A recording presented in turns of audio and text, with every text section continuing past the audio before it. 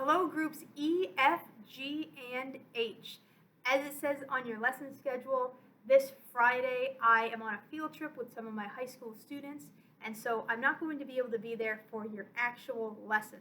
However, I still want you to do the things that the other groups did in their lesson this week so that we can make sure we're all on the same page and moving forward together as a team. And so in the Google Classroom, there is a little bit more of a succinct video reviewing that lesson with those students. But for your lesson, I'm going to go through things a little bit more in depth here in this video. So this is a review, or actually me covering lesson 5. And before we even get to our new material today, the first thing that we should do is review what we did last lesson in lesson 4. And last week we learned how to hold our bow. Let me put my violin down for a second and do a quick reminder for you about how to hold the bow. Now, if you're really struggling with this still, you can go back and watch the lesson 4 review video. But for right now, I'm going to start with the bow. I'm not going to do the pencil because you should have been doing that all week to practice. And I'm going to remind you that we're going to shake our hand out and have it nice and relaxed, and then line that bow up with our middle finger touching the metal piece, the ferrule, okay? I'm not really gripping or holding anything right now. My hand is nice and relaxed. I'm going to drop my wrist and my arm down a little bit. Now I'm going to put my thumb bent against the stick. I'm going to, if I'm someone who puts my pinky on the top, which is all violins and violas and some cellos, put my pinky on the top, and then I'm going to tilt so that it looks like I'm leaning on my index finger. That's my beautiful bow hold. From there, you can take your instrument and set your bow in the sweet spot and do some rainbows. So again, this is just a review from last time, and in our lesson we would be going through all of these things together just to review what we learned. So I'm touching each string, thinking about the angle that my arm and my hand need to be at in order to play just that string. Remember, we don't want to play 2 strings at once. We want to be able to play each string independently. So once you have this down, and notice how my bow is nice and straight, it's not doing this, and it's not doing that. It's nice and straight in the sweet spot. Once I have that down, I then should be able to do big full bows on each string. Keeping the beautiful bow hold and staying in the sweet spot.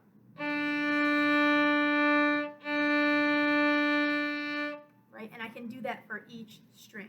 So that's what you should be able to do before we even move on to the new stuff for today. So if you're still struggling with that, you can pause the video and work on those things on your own until you're very confident with that, and then come back for the next thing. All right, so today we are taking a look at Lord of the Strings, the Tale of 3 Opens. This, I put this worksheet in your teacher's mailboxes so that you can follow along with me. You'll notice that your worksheet is in color. The graphics on the side and the title are in color. However, your notes are not colored. And up to this point, we've been playing with notes that the note head was a certain color to help you know what the note was. That's not always going to be the case. And when you are older, your notes will all be black and white. And so now we're getting a little bit of practice of what it's like to read our open string notes when they're not colored. So these are 6 short excerpts or short little tunes that all have to sort of do with the story of Lord of the Rings. They have some cute matching titles: Harvest Dance, Magic Pants, A Developing Romance, Military Advance, Lost in a Trance, and The Last Stance. Today we're only going to look at the first 5, and then I expect between now and the next lesson that you will be able to practice these and then play them for me at the next lesson. And since I'm not seeing you in person, I'm going to put a special challenge out to groups E, F, G, and H. If you are able to learn these and then pick your favorite one and record a video and send it to me, I will give you a prize in your next lesson. So that'll be a good way of showing me that you watched the video and that you practiced through these, if you're able to send me a video of you playing one of them with confidence. So let's start with number 1. And before we go any further, I want to say that there are some markings in this music that we're going to ignore for right now. There's a lot to learn. We're beginning string players, and so sometimes I have to choose which things we're going to address and which things we're going to ignore. For right now, we're going to ignore the little letters underneath the lines of music. Those are called dynamics. They tell us how loud or soft to play our notes, and we will come back to those later, but for now, just don't worry about them, okay? The other thing I want you to know is that we are introducing a new practice method. Up until this week, I've always said you need to say it before you play it, which is still a very good thing to do, but now we need to add an extra step in the middle. So right now, when we practice, we are going to say it, read our note names, we're going to pluck it, play it pizzicato, and then we're going to play it with our bow. And this is really important that we keep that second step in there because it's a big jump from being able to read your notes to then doing it with the bow. We want that intermediate step of being able to pluck the strings in order to make sure we can be successful. So, we're taking a look at number 1, Harvest Dance. It's 4 measures of music, but you'll see at the end of the line, there are the bar line, the 2 lines, but there's 2 dots in front of it. That's what we call a repeat sign. It means to go back and do it again. So when I do step 1, say it, I'm going to actually say it twice. Taking a look at your first note, hopefully you recognize that that is your open A string, and these are all open strings for you. I'm going to I'm going to say it, and I would encourage you at home to say it along with me. Practice just like you are in your lesson. So here we go. A, D, D, rest. G, G, G, D, D, repeat. A, D, D, rest. G, G, G, D, D, rest. Good. All right. Now, I'm going to put my instrument up and do step 2, pluck it. Whether you're a violin, viola, cello, or bass, we're all playing the same notes. If you're still struggling on which string is which pitch, you can go back to a previous lesson and watch that and kind of review those things. But this is all old material. Now we're moving on to new things. So we should all be very confident with reading our strings and knowing which string is which letter. So I'm making my beautiful pizzicato L. I'm placing my index finger on the first note A. Ready? Here we go.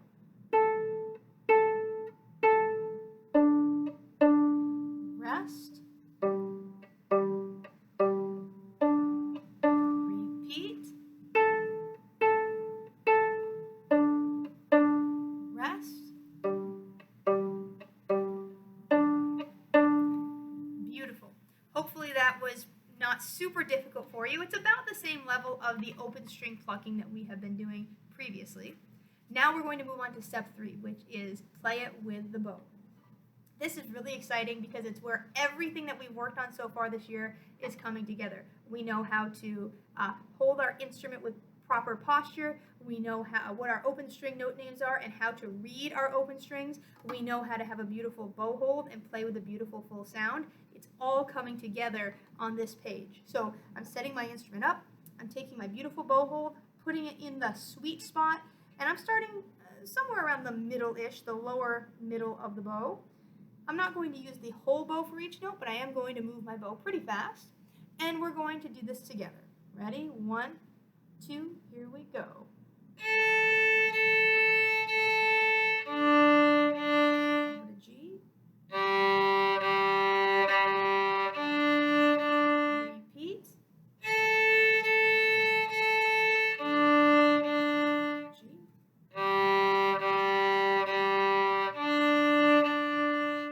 Awesome. If you are struggling with only playing one string at a time, that's one of the most common mistakes with beginners. Go back to the rainbows, right? Because if you're hitting more than one string, it means you're not at the exact angle that you need to be at with your bow. So it might mean that you're too far this way, too far that way. Adjust it and be particular with yourself to make sure that you are successful in doing it the correct way. So that's line 1, Harvest Dance. Let's move on to line 2, Magic Pants. You'll notice that there are some eighth notes in here. We've already played music with eighth notes. This should not be super scary for us. It actually should be relatively normal at this point. But the thing that might look a little bit strange is in measure 2, so count 1, 2, there's just like a little block that it looks like under one of the lines. That's what we call a whole rest. And a whole rest just means that you rest for 4 beats. So when we get to those measures, we will rest for 4 beats. All right? So let's do step 1. We are going to say our notes. Here we go. A, A, A, A, A, A, A, A. A, A, A, A, A, A, A, A. A, A, A, A, A, A, A, A, A, A, D. Rest. All A's except for the last note. So we should be really, really good at reading the note A after that. Let's move on to step 2. We are going to play it pizzicato. Here we go. Ready, and here we go.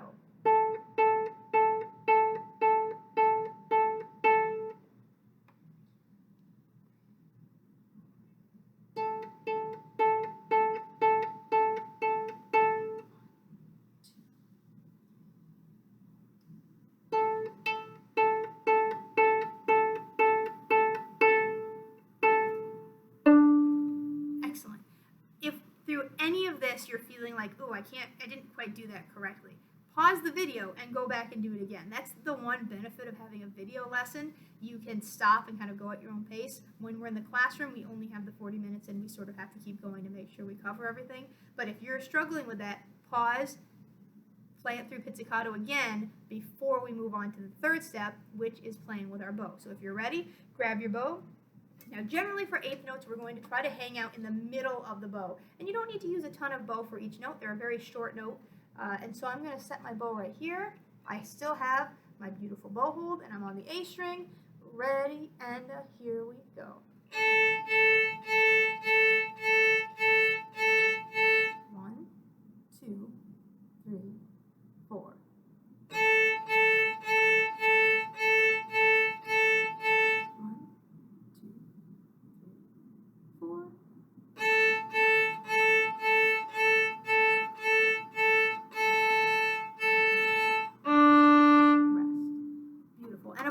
Those last 3 notes, they're longer. You can use a little bit more bow on those.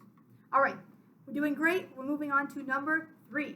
A couple of things we have to look at here. First of all, for number 3, we are dealing with half notes. Now, I get a lot of questions from students, well, how do I pluck a half note? It's 2 beats, so do I pluck twice? Nope, you just pluck it 1 time, and you just count to 2. So if I was plucking a G half note, it would be 1, 2.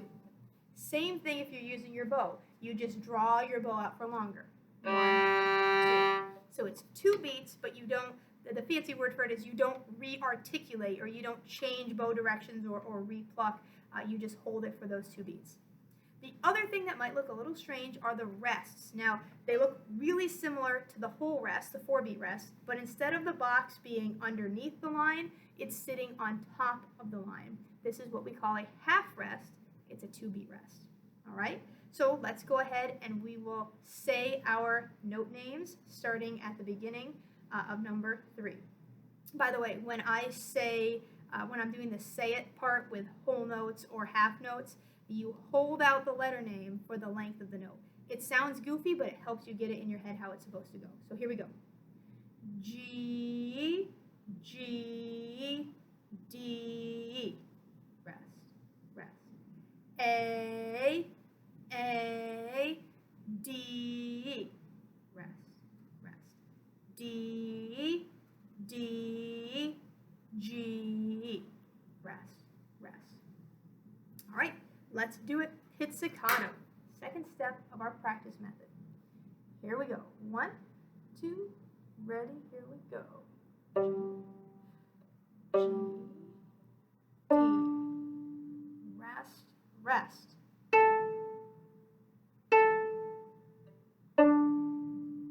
Rest, rest.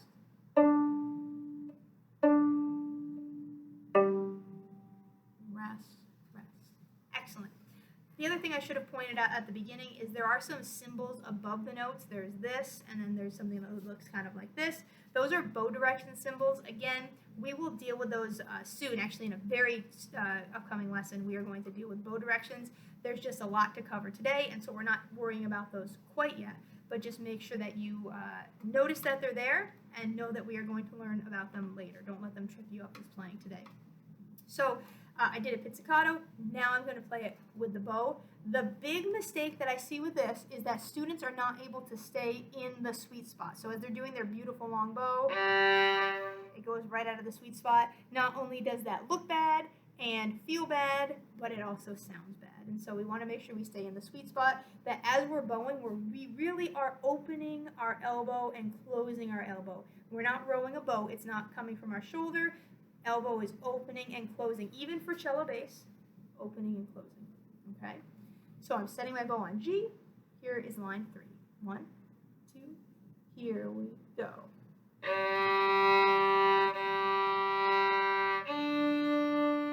Over to A.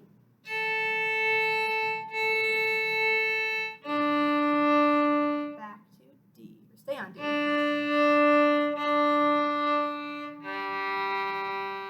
Good. I made it sound like you had to go back to D. You were just staying on D. That was my fault. All right. Number 4, this is one of my favorite ones, military advance. You'll see that we have a pattern of playing, resting.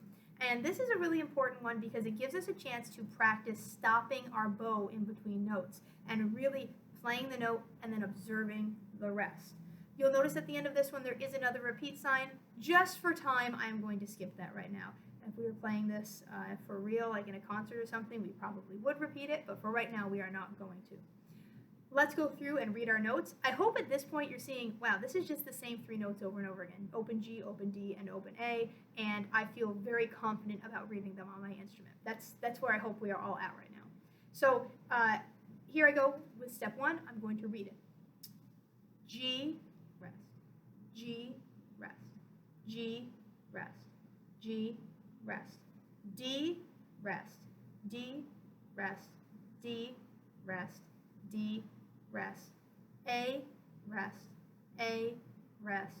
A, rest. A, rest. So very straightforward, those same strings we've been playing with. Now here's the important part. When we do our rest, we obviously have to, well, actually, you know what? Let's do step 2 first. I'm getting a little bit ahead of myself.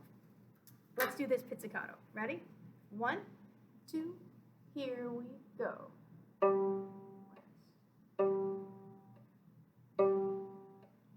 Now D. Now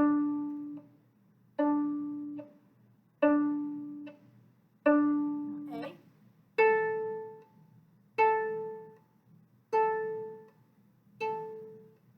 Good. Okay, now I've caught up with myself. I want to talk about what to do with the bow. So rest means no sound, which means obviously the bow needs to stop. When we do this, I do not want you to lift your bow off the string. So I want you to play stop. Do you see how my bow is staying on the string? This is what I do not want you to do. Again, it looks bad, it sounds bad, and it actually is way harder. So keep that bow on the string. When the rest comes, just stop the bow. Okay, so I'm setting my bow on G. 1, 2, ready, here we go.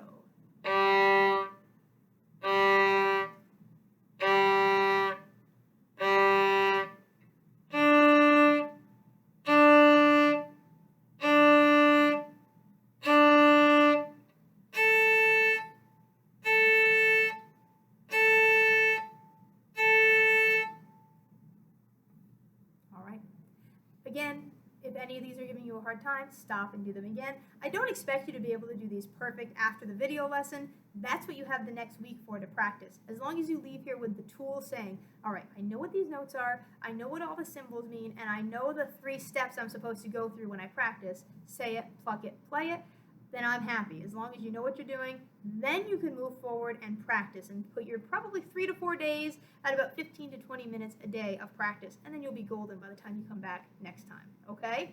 We are going to end with number 5. We're not going to worry about number 6 because I know from past years, I never have time to get to this one in a 40-minute lesson, so we're not even going to worry about it for today.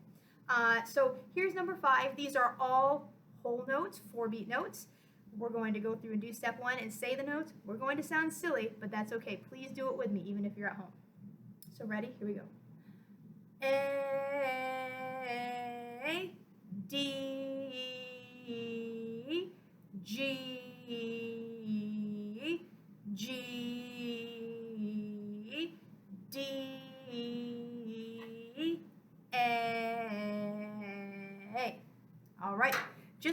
half note. When you pluck a whole note, you pluck one time and then let the sound ring out for 4 beats.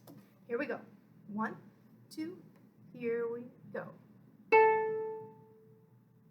D, over to G,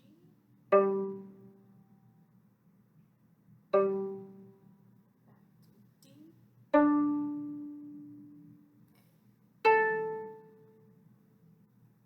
wonderful. All right. So we have one more step to do, which is to play this with the bow. Again, just like with number 3, as you're doing big full bows, our tendency is to not keep the bow straight and get out of the sweet spot. So really keep an eye on that. You might even try to practice looking in a mirror, or you could record yourself practicing to really look and say, did my bow actually stay in the sweet spot? So here we go. Beautiful bow hold. This one you're going to want to start at the frog or at the bottom of the bow because you really will need the whole bow for every single note. So 1, 2, here we go.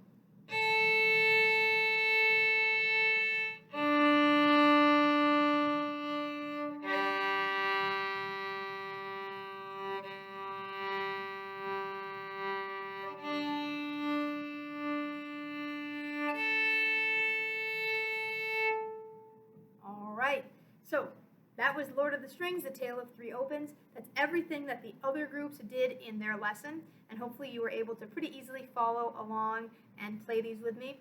If you find that your instrument is super out of tune, you can always bring it to me at school next week or the week after Thanksgiving break, and I'll get it tuned up for you because I don't actually see you guys until December 1st for your next lesson, which is wild, but that's just the way the scheduling worked out.